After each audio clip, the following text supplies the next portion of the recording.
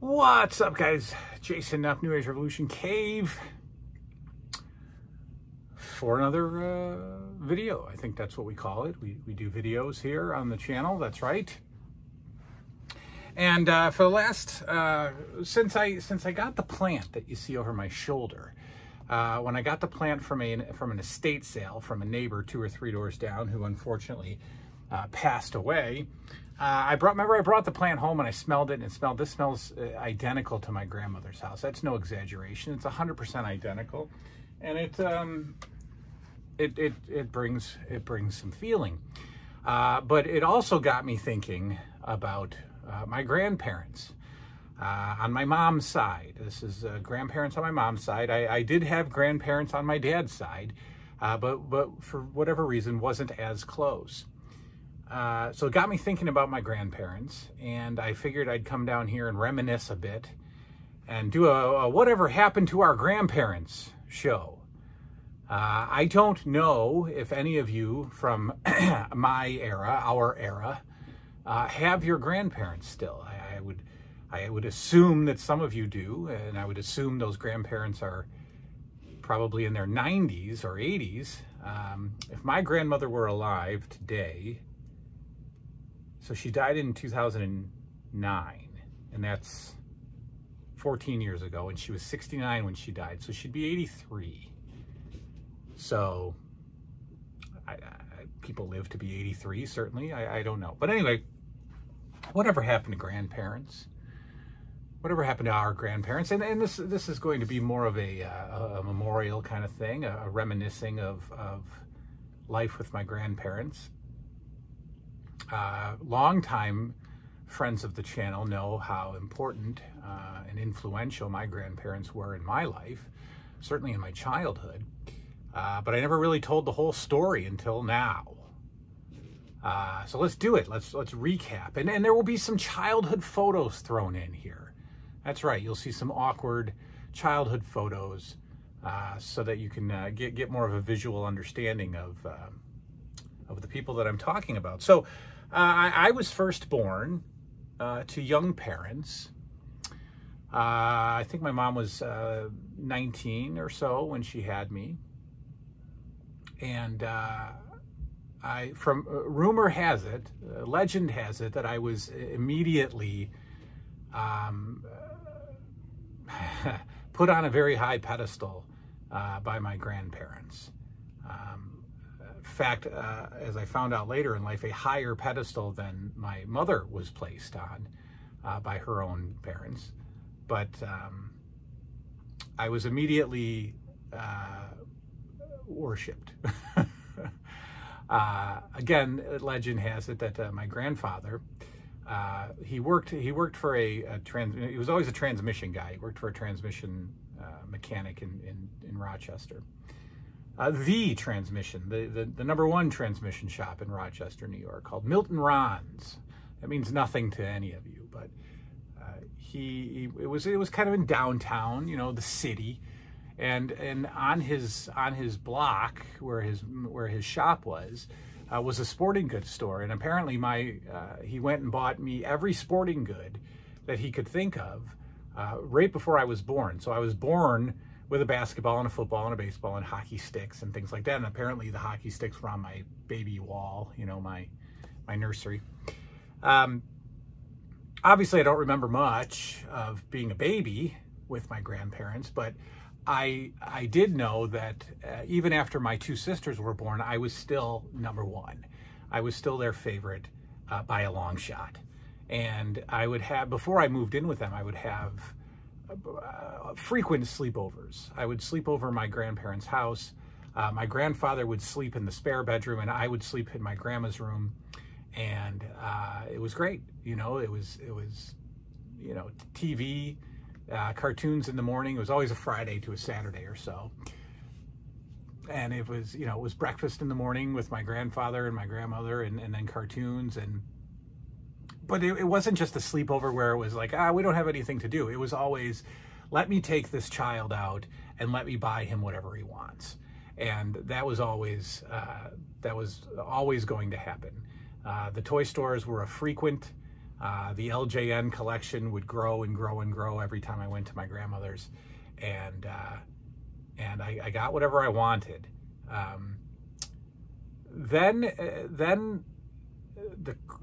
Again, before I moved in with them, and I've got a photo here, we lived in an apartment, and I don't think my mom had much money. It was post-divorce, and we had Christmas Eve and Christmas morning at my grandparents', and that was the year of the LJN box.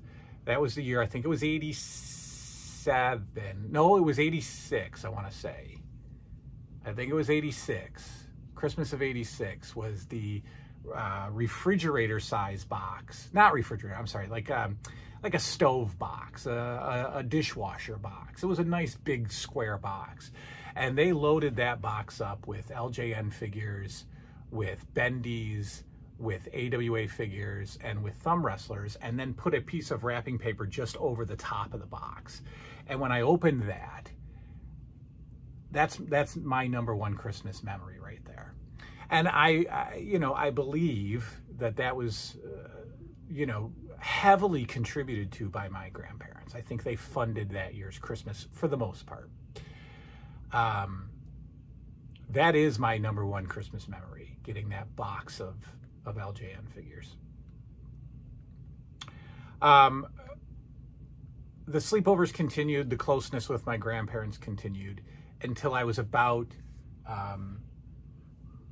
probably 14 or so, 14, maybe turning 15. My mom had remarried, and being a 14-year-old kid, I naturally did not like the stepfather. He wasn't my dad. He was a perfectly fine guy. He really was. And I said that to him years later, before he died. He was perfectly fine. I was not, And so I wasn't well behaved. I mean, I wasn't getting into any trouble, real trouble, but I was not nice to be around. I was disrespectful to him and to my mom, and I would complain to my grandparents, and I don't remember how it happened exactly, but the topic came up of me moving into their house, and I jumped at it without hesitation. And my great-grandmother had died about 2 years prior to me moving in, and her room was still set up. And so I just moved into her room. And I remember being sad the first night that I was there, my mom just kicked me out.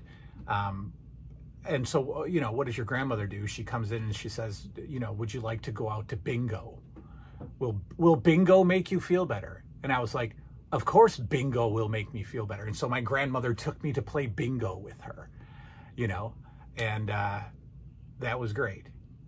And the sadness ended the next day, because I was in high school. I was in school. I think I had just gotten into high school. My school was in walking distance. I had a good friend that lived, just around the corner. And so we would walk to school together, and that's that. From that point on, yes, I got stuff. I got pretty much anything I wanted from my grandparents. She would make sure that, the food in the house was what I wanted to eat after school. When I came home from school, there were plenty of snacks in the fridge, and these weren't cheap snacks. They were, frozen cheeseburgers and frozen pizzas and nuggets and frozen French fries that I could just cook and eat after school, because she wanted to make sure I was eating after school.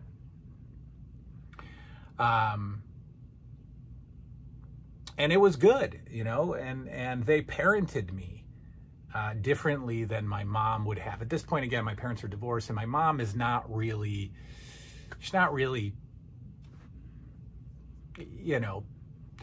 parenting that much. And so my grandparents acted as parental units. They had rules and expectations, and revolving around school and time that I could come in the house at night, and phone calls, how late the phone calls could come in. And it was just, parenting. And we ate dinner together every night. There was a round little kitchen in their table, or I'm sorry, there was a round little table in their kitchen, and we all ate dinner together every single night. I ate dinner with my grandparents until I got older, and then I was out of the house or something, or working or whatever. But yeah, I mean, it was just great. And my grandmother took over the finances for me. They paid for everything. They didn't get a dime from my mother. And all they got from my mother really was animosity that I had chosen to live with my grandparents, and my loyalty now was to them. My dad didn't seem to mind. My dad was just happy that I was being, taken care of. And he was always close with my grandparents. But my mother and my grandmother never had a good relationship after I moved in. And then I later found out that they really never had a good relationship anyway, but that didn't matter. And then after school happened, and I still lived with my grandparents after high school. And that, I think, is when they were at a crossroads, because, I was doing more things. I was working. I was hanging out with friends later at night, and they had a tough time transitioning to my freedom, and so I would come home sometimes at 1 o'clock in the morning, and they eventually got used to it. My grandmother never truly got used to it, because every time I would come home, and this is even older, I lived there until I was 23.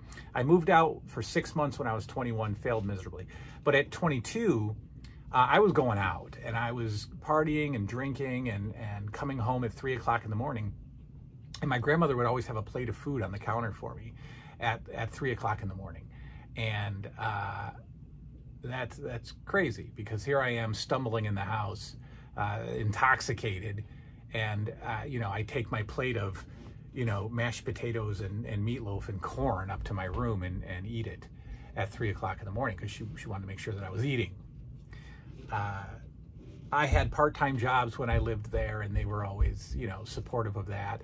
I had no jobs sometimes when I lived there, and they were strangely supportive of that too. My grandfather especially always wanted me to be working, but when I wasn't, it was like, how much money do you need today? And I was like, oh, well, I don't know, probably $40 or so. And, oh, okay, well, here you go. And that was, that was the best.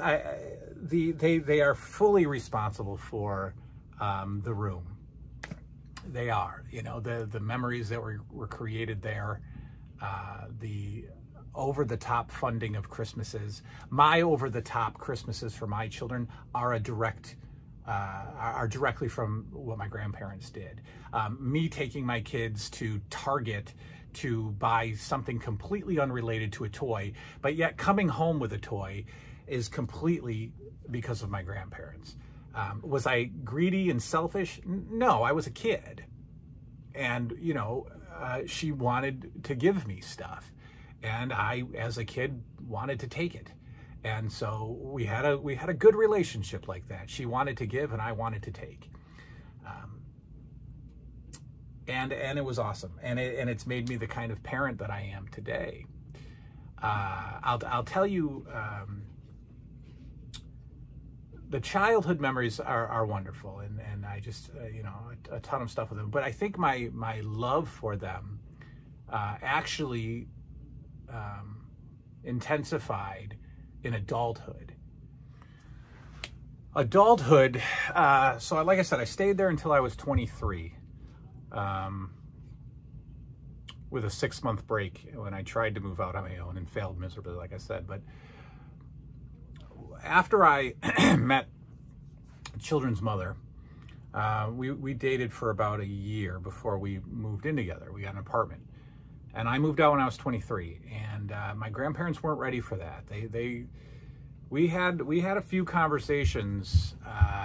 There was a guy across the street who lived with his parents, and he was in his 50s, and he had never moved out. And we were talking about at the dinner table one day, and me and my cool self was like, "What? That's ridiculous. Could you?" And my grandparents were like, well, "I don't think there'd be anything wrong with you living here, forever." And I was like, "Oh, all right." So they weren't happy. They weren't comfortable with me leaving. And I remember 2 days in my apartment, my grandmother called me and was like, you don't call anymore? And it's been 2 days. But we visited frequently, and it was different to go back as a visitor instead of somebody who lived there. And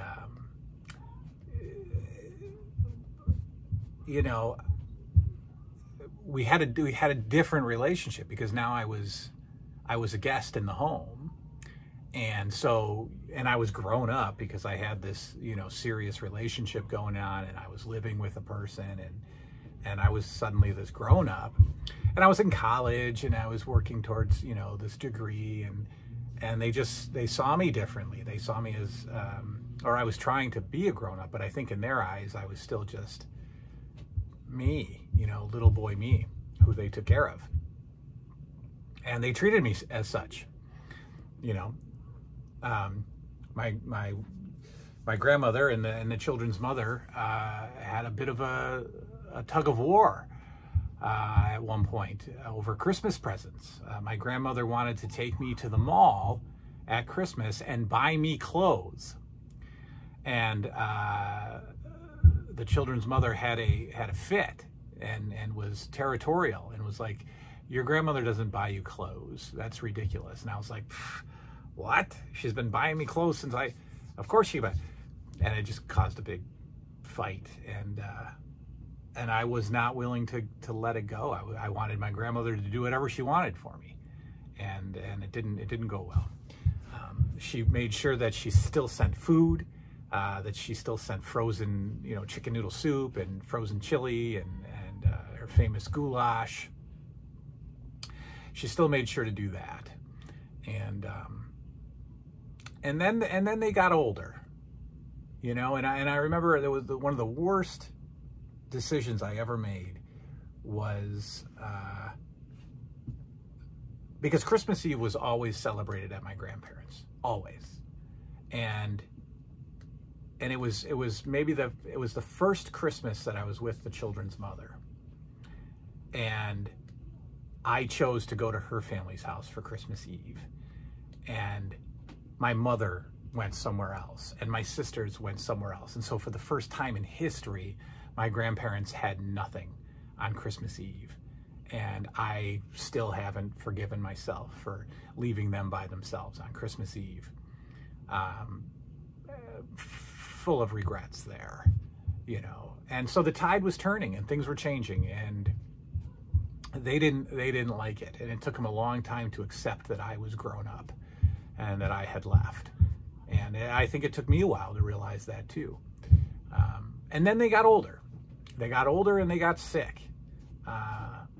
My grandmother had survived cancer 3 times in her life, and in late 2008, but definitely early 2009, she started to, so in 2008, she had lung cancer and was beating it. She was doing well. And then in early 2009, she started acting strange. She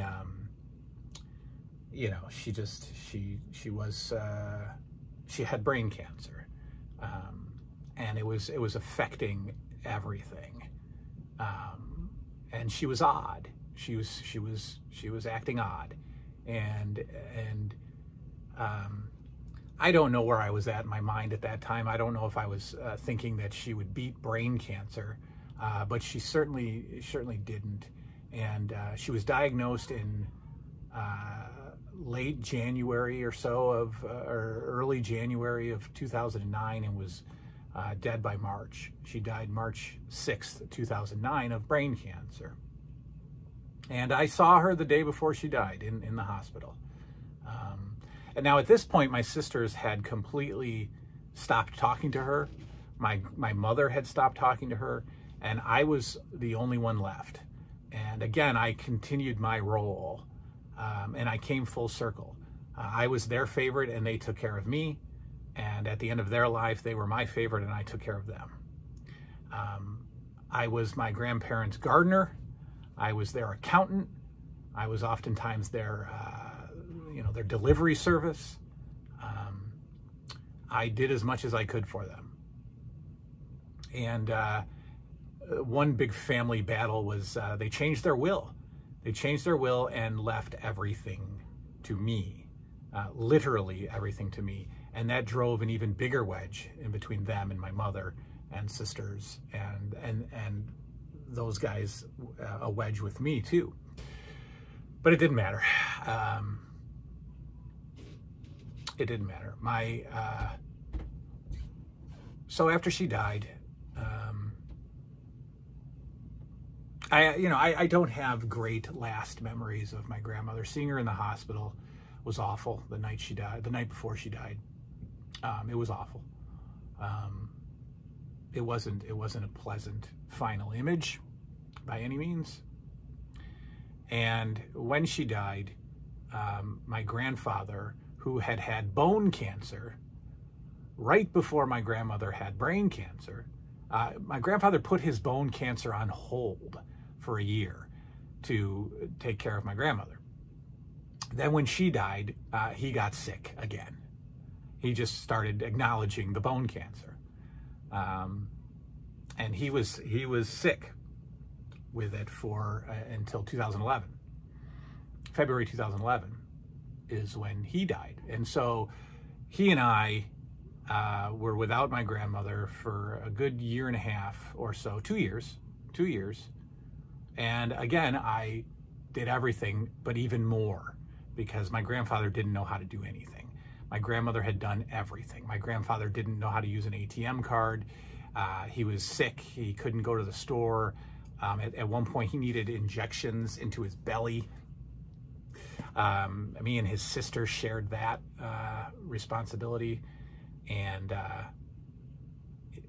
at one point, I was hoping that he would die because he had nothing. You know, he had little mobility and just was sick, and bone cancer is painful, and it was awful. And so about 6 months before he died, I was going through their mail and paying some bills for them, and got a letter from a reverse mortgage company. And foolishly, they gotten hooked into that a few years prior, and took a $65,000 loan against their house, which was paid off, and never made a payment on that loan for years. And so the loan had grown to about $80,000. And at this time in 2011, the house was only worth about $120,000. And so that was supposed to be mine. They willed me everything, including the house, but the house had no value to it because of the reverse mortgage. And when my grandfather died, you know, he knew that I knew about the reverse mortgage, and he never talked about it. He never said anything about it. I think he was disappointed that he couldn't pass something along to me. They didn't have money or retirement accounts or anything like that. My grandfather never worked on the books for 40 plus years with this company. He never filed a tax return, you know. So when he died, I had a choice to keep the house but I'd have to pay off the reverse mortgage.